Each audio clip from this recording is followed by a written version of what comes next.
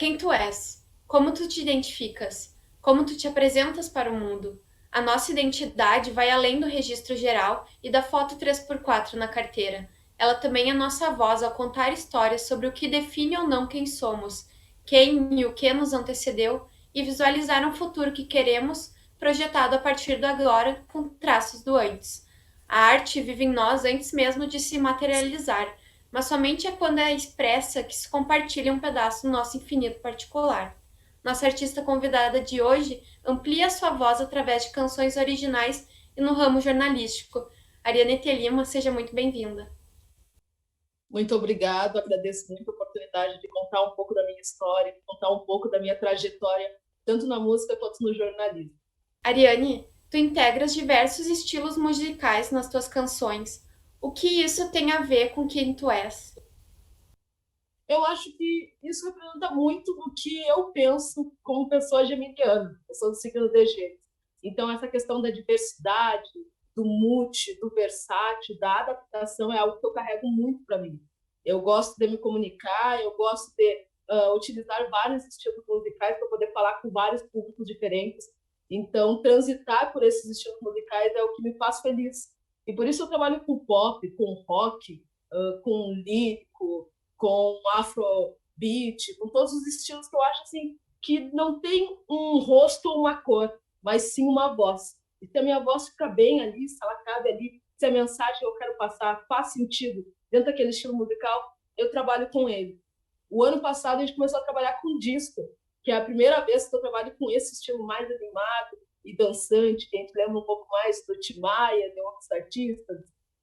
E foi muito bacana, foi um desafio para mim, né? Estar ali falando uma letra mais problemática, umas questões mais de autoestima, de isolamento durante a pandemia, mas um ritmo mais animado, bacana, para as pessoas curtirem e, ao mesmo tempo, absorverem aquela mensagem, ficarem pensativas, assim, como é que funciona isso. Então, eu acho que a questão de trabalhar com estilos musicais é algo muito meu. E eu admiro artistas que conseguem transitar por esses estilos também, sem dizer basicamente, não, eu só canto blues e jazz. Eu só canto pop e rock. Eu não ouço outros ritmos, eu não ouço MPB porque eu não trabalho com MPB. Não, eu gosto de ouvir de tudo. Então eu gosto de trabalhar com tudo, né? Eu acho que é algo assim que quem me conhece, quem conhece a minha trajetória sabe que eu estou sempre aberta a ouvir e a misturar esse estilo. Que parte de ti que compõe as tuas canções? Eu acho que a parte que não consegue se comunicar, a parte mais introspectiva da minha pessoa. Porque quando eu comecei a compor, eu tinha 15 anos. Eu ganhei um violão do meu pai, ele me deu algumas aulas de violão, e aí eu comecei a compor sobre coisas que eu achava complicado conversar com eles, coisas que eu achava complicado conversar com outras pessoas. Então, as minhas primeiras letras falavam sobre desamores, falavam sobre preconceito, falavam sobre racismo, coisas assim que eu sabia que se eu tivesse que sentar com determinada pessoa para falar, seria muito complexo, eu começaria a chorar, não conseguiria colocar as ideias ali em xeque, na mesa, tudo certinho. E a música ela me ajuda muito nisso, porque é algo tão concentração, voz, abre o peito e fala para aquelas pessoas que estão ali no público, porque elas já estão ali para te ouvir, é algo tão assim, esse é o seu momento, é aqui que está o poder, que acho muito assim complicado não conseguir falar sobre tristezas através da música. Eu acho que ela chegou assim, ela sempre esteve presente na minha vida, na minha convivência, minha mãe tocando diversas músicas em casa, a gente fazendo festa, apresentando, mas ela chegou no momento em que eu precisava expor coisas que eu pensava e que eu achava muito importante dizer para as pessoas da minha volta, mas eu não tinha a força ou a sabedoria de colocar isso ali, assim, no diálogo que a gente está fazendo, por exemplo. E a música me ajudou muito nisso. Porque eu me lembro, assim, que nas primeiras canções que a gente cantava, tem uma música muito forte que se chama Sons, que são frases muito duras que as pessoas me disseram durante a vida. Coisas assim, tipo, esse não é o teu lugar. Não vem para cá. Isso tu não pode fazer porque não existem negros fazendo isso. Tu não pode fazer parte dessa banda porque tu incomoda, porque tu é muito organizada. Então, essas frases eu coloquei dentro de uma música, e aí utilizando vários timbres vocais, eu faço essas vozes dessas pessoas se materializarem e ao mesmo tempo mesclarem com a minha, enquanto eu continuo numa luta contra elas, dizendo, não, eu preciso disso. E esse é um som, assim, muito forte, muito incrível, que eu me lembro que quando foi tocado umas 2 ou 3 vezes, as pessoas vieram me dizer, Ari, como assim? Essas pessoas falaram isso para ti? É uma história real, essa composição? E eu disse, sim, exatamente essas frases. Então, eu acho que se eu tivesse contado isso numa roda, num diálogo, as pessoas não teriam me ouvido. Elas teriam chamado isso de mimimi. Mas dentro de uma música, aquele conteúdo chegou assim, de uma forma tão forte que as pessoas disseram, não, tem que conversar com ela, tem que entender o que está acontecendo, tem que entender se isso aconteceu com ela. E se isso realmente aconteceu com ela, é uma barra, é uma coisa muito triste, muito complexa. Então, como eu te disse, eu enxergo a música assim como um espaço no qual eu consigo me conectar com outras pessoas de outras crenças, de outras cores, que por uma situação específica ou por uma vivência específica se conecta na minha música, entende o que eu estou tentando passar. E essa é a grande verdade. A música eu enxergo como uma ferramenta universal para a gente atravessar guerras, problemas, ações, questões políticas. É uma ferramenta muito útil para o mundo.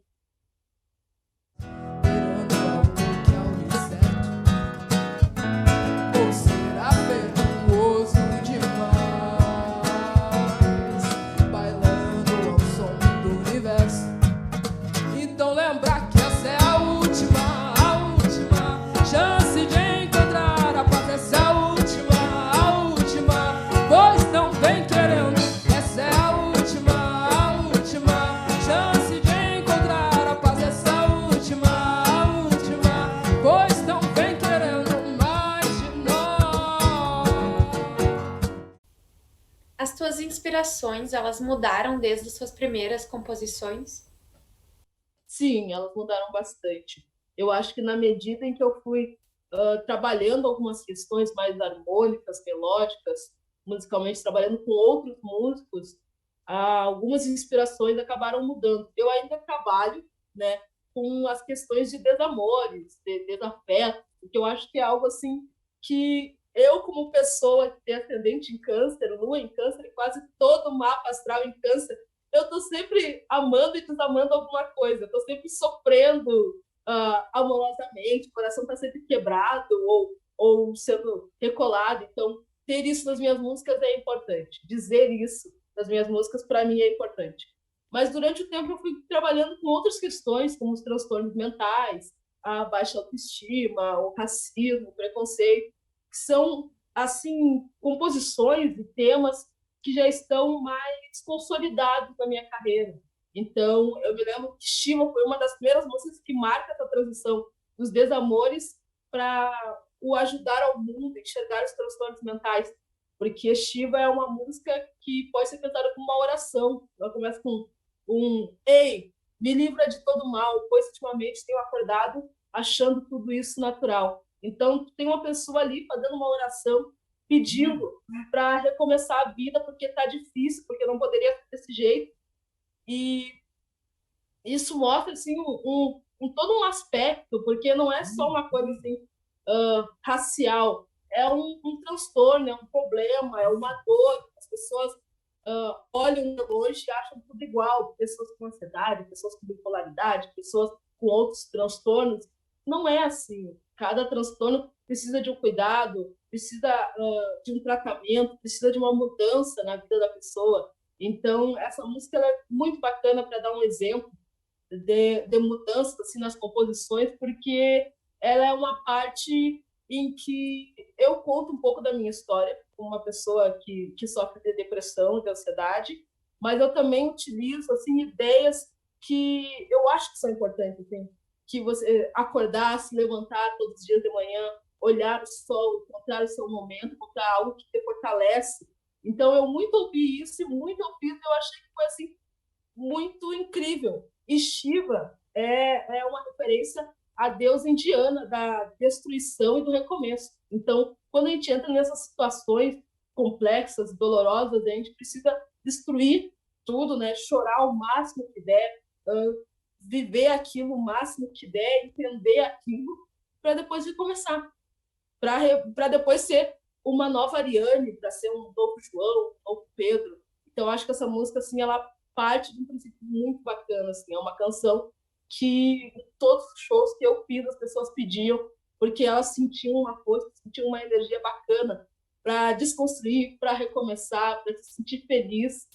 E sempre foi uma música assim, muito compartilhada, até mais compartilhada do que as outras. Né? Ela surgiu como um single em 2018 e até hoje assim, é uma música que circula por aí por conta dessa mensagem bacana.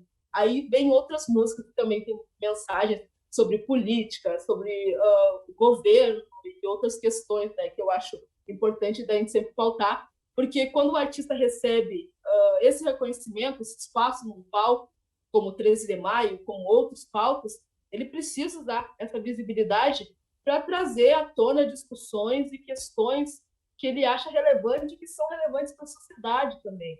Então, assim, nunca vou subir num palco e falar só de desamores. É difícil para mim. Se eu tiver que parar no meio de uma música e fazer algum tipo de discurso falando sobre a situação do genocídio da população negra, falando sobre a situação que vivem hoje as mães que não encontram mais seus filhos, que são levados pela polícia, eu vou falar. É uma coisa importante isso. E eu tenho músicas que falam sobre isso. Então, não é apenas criar um conteúdo para entretenimento, é criar um conteúdo que tem conscientização, que tem informação.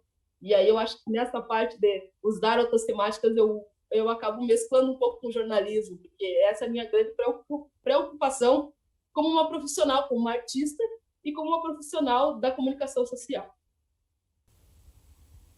Tu acreditas que viver da música é um objetivo ou é uma utopia? Eu acho que é um pouco dos dois, eu diria, um pouco dos dois. Quem resolve viver da música sabe que é muito complicado, porque vivemos num país onde o estímulo à cultura ainda é pouco. Agora a gente vê a lei Aldir Blanc chegando e trazendo alguns apoios aos artistas, um momento de valorização, de reconhecimento a alguns, através de prêmios, através de editais, mas a gente ainda sabe que muitas pessoas acham que os artistas não devem estar trabalhando em bares, que não devem estar fazendo eventos. Então, ainda tem isso, assim, daquela imagem do artista e do músico como alguém que não quis estudar, que não quis trabalhar, que não quis ter outra profissão. E não é exatamente isso. Eu acho que quem encontra uma ligação através da música, uma missão através da música, acaba indo contra todos os pensamentos e todas as ideias financeiras, de ser um grande astro, de fechar com uma gravadora, de viajar em turnê, porque a gente sabe que o início é muito, muito complicado. Mas quem escolhe viver disso busca ser muito versátil. Por quê? Porque hoje tu pode estar cantando um estilo musical que tu gosta, mas um barzinho vai te chamar e vai pedir outro estilo musical. E tu tem que saber tocar aquilo para te poder trabalhar, para te poder ter o teu dinheiro.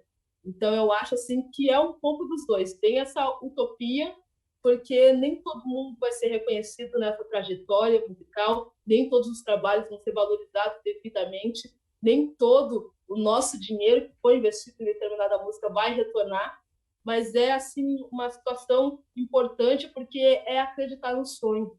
E eu acho que não existe algo assim que alegre mais do que tu acabar uma música durante uma apresentação e as pessoas virem te abraçar.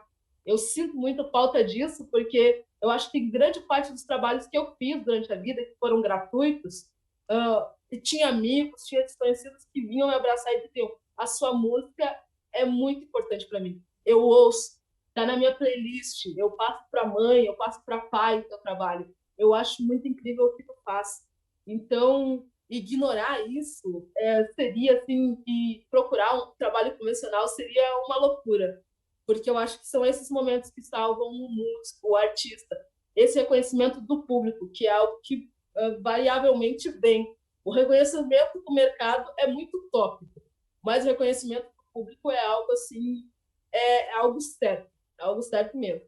Porque essas pessoas vão até o show te ouvir, elas vão querer depois, até pela proximidade, trocar uma ideia, trocar uma palavra, trocar um sentimento. E isso é muito bacana mesmo. Tem uma música tua que se chama Stalker, que tu cantas o seguinte: em todos os segredos e marcações, o teu passado é raso e as publicações estão visíveis para quem quiser ver, mas eu sou culpada, por imaginar ligações, gostos e séries são parecidos com os meus, até visualizar o que não era para ver. Então, para ti, a ignorância, ela tá mais para uma bênção ou uma maldição? Eu acho que, bom, depende muito da situação. A situação de Stalker, por exemplo, fala um pouco dessa questão das proximidades através da rede social. Então, eu encarno nessa música uma personagem que, ao invés de se comunicar olho a olho, trocar ideias com aquela pessoa, ela resolve ir direto nas redes sociais para buscar informações. No momento que ela vai buscando informações e vai acessando aquele Facebook, vai acessando aquele Instagram, ela vai descobrindo coisas, sem perceber que tipo aquilo vai trazer ela para um mundo de loucura, para um mundo de culpa, porque ela vai começar a criar ligações com a pessoa, mas não são ligações reais, são ligações virtuais. Então, Stalker traz um pouco dessa crítica. Talvez não seja uma crítica bem sobre ignorância, seja uma crítica sobre buscar o caminho mais fácil. As redes sociais, hoje em dia, são um caminho mais fácil para quem não quer manter aquela comunicação olho a olho, para trocar uma ideia, para caminhar até a pessoa, sentar e dizer: oi, tudo bem? Meu nome é fulano de tal. E a gente vê muito disso. Muitas pessoas assim buscando o amor nas redes sociais, buscando amizade nas redes sociais, buscando um criar uma ideia de família nas redes sociais, mas não ser família fora dela. E Stalker traz um pouco dessa crítica. É uma música divertida, era uma música bem triste, na verdade, né? Porque ela tem essa crítica. Mas aí, quando a gente foi sentar em 2018 para fazer o arranjo dessa música, aí o Leonardo Pedretti, que é um baita produtor do Rio de Janeiro, que mora aqui em Santa Maria, e um super músico, pensou: olha, talvez a gente possa utilizar um outro estilo musical. Vamos fazer isso. E aí, junto com o Ricardo Borges, ele criou toda a questão harmônica, né? E ficou algo mais drama mexicano, né? A gente lembra um pouco das novelas, então tem toda uma interpretação e vozes, e ideias. E, meu Deus, olha, agora eu sou um stalker, todo mundo sabe que eu sou stalker. Então, eu acho assim que ela era uma música bem crítica às redes sociais e ela acabou se tornando uma música muito divertida. E até hoje tem pessoas que cantam essa música assim, tipo, alegres, batendo no peito, que elas são stalkers. Mas, gente, a gente tem que pensar nessa questão de tentar substituir o contato primário por um contato virtual, porque isso é muito perigoso e isso acaba assim em problemas muito grandes, assim, de tu acreditar que tu está apaixonado por uma pessoa, mas tu está apaixonado por uma representação daquela pessoa nas redes sociais, em quem ela é nas redes sociais, e não na vida em si. Então, eu acho assim, talvez não seja um caso de ignorância, porque às vezes as pessoas acabam indo para as redes sociais buscar aquele contato com outra pessoa por timidez, por introspecção, né? Ou por maldade também, você sabe, né? Como saber isso? Mas eu acho que Stalker fala mais dessa questão mesmo, de tentar substituir os contatos. Ao invés de ser uma pessoa direta, de manter um contato, seguir pelas redes. Tu e o teu irmão Alexandre, né, foram votados no Twitter como artistas de destaque e revelação em 2020 pelo Diário de Santa Maria, né? O que significou para ti, para tua família e para os artistas pretos da cidade esse reconhecimento?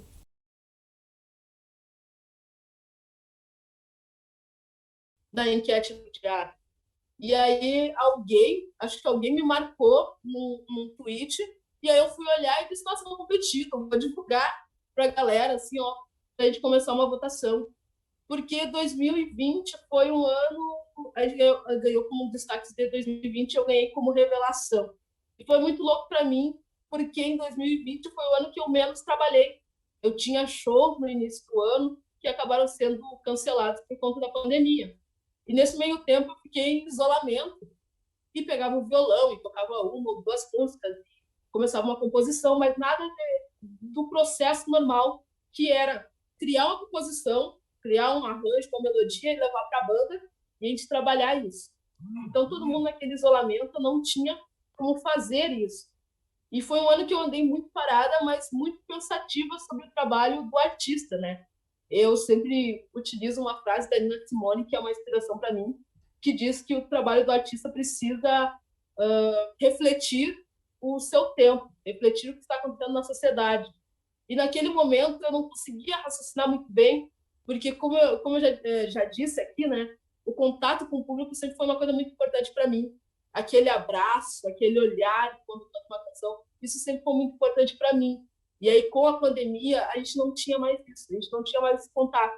A gente estava trabalhando para telas, olhando direto para uma tela de uma câmera, olhando para um telão para ter um retorno. Então, é tudo muito mais frio. E como é que eu iria trabalhar determinada ideia para o meu público? Eu não tinha trabalhado antes com redes sociais, não tinha trabalhado com Instagram, com Facebook, fazendo shows virtuais. Nunca tinha feito isso. Então, foi algo assim bem revelador, foi um ano bem revelador. E aí eu compus 2 músicas em 2020, que era O Conselho, que é um samba, meu primeiro samba, e Tormento, que é o meu primeiro disco. E em 2020, né, em outubro de 2020, a gente se apresentou no Teatro 13 de Maio, no primeiro Noite Autoral, e foi a oportunidade de lançar esse trabalho, lançar essas músicas novas e lançar uma nova ideia minha como compositora e como cantora, né? E foi um ano muito incrível, porque rendeu um material, né, audiovisual, o EP audiovisual, que se chama Ariane Terima, de Volta aos Palcos, está disponível no YouTube. E depois desse material, a gente pegou e se apresentou de novo no palco do Teatro 13 de Maio, agora com mais animação, com mais tranquilidade, porque a gente não sabia o que esperar de um show virtual. E foi uma experiência muito linda, muito forte, muito incrível. Então, quando veio essa votação, essa enquete, meu nome estava ali, eu fiquei muito surpresa, porque em 2019 eu tinha trabalhado mais, eu tinha participado mais de festivais, eu tinha trabalhado mais por outras causas. E em 2020 eu tinha trabalhado menos, tinha trabalhado mais para mim como pessoa. Mas quando eu recebi essa indicação, eu senti assim, olha, está valendo muito a pena. Porque eu acho que mesmo parada, era uma preocupação muito grande para mim. Estar parada e talvez ser esquecida pelo público. Não estar produzindo e ser esquecida pelo público. No momento em que eu tinha conseguido, assim, de certa forma, me consolidar como artista. As pessoas sabiam quem era a Ariane Terima, elas sabiam que tinha um EP em determinado lugar, sabiam qual eram as músicas. Então, como eu ia fazer para não ser esquecida?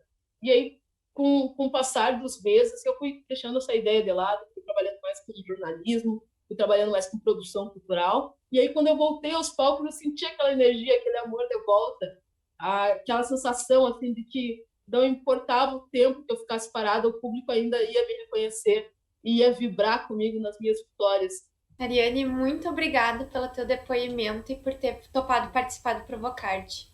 Foi muito massa. Eu que agradeço por essa oportunidade de lembrar algumas coisas, né, de repensar algumas coisas. Agora eu não estou tão ligada à música, né, como eu já estive trabalhando, produzindo, até porque eu estou numa outra fase. Mas a música é uma coisa assim que nunca vai sair de mim. Em qualquer roda que eu estiver, eu vou cantar. E qualquer trabalho, qualquer convite de artistas, eu vou trabalhar junto, eu vou pensar essa questão musical junto. Então, eu acho assim que refletir sobre a tua trajetória e sobre tudo que eu caminhei foi algo especialmente importante em 2021. Eu sou assim muito grata em poder reconhecer uma trajetória e ter pessoas que reconhecem isso também. Então, agradeço de coração o convite de vocês para poder contar um pouco mais sobre esse momento e ter a minha voz ampliada também em todas as redes sociais, na TV e todos os momentos. E o Provocarte de hoje fica por aqui, indo até onde alcança a nossa voz, que agora preenche o conhecido vazio. São ondas de diferentes amplitudes, algumas até às vezes inaudíveis, porém sabemos que estão ali e não podem passar despercebidas. Nos vemos no próximo episódio.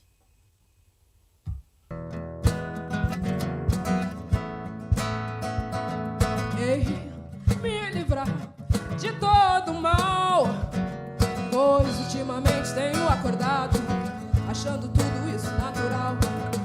Quem vê de longe longe e achar tudo igual, até sentir na pele a desumanidade.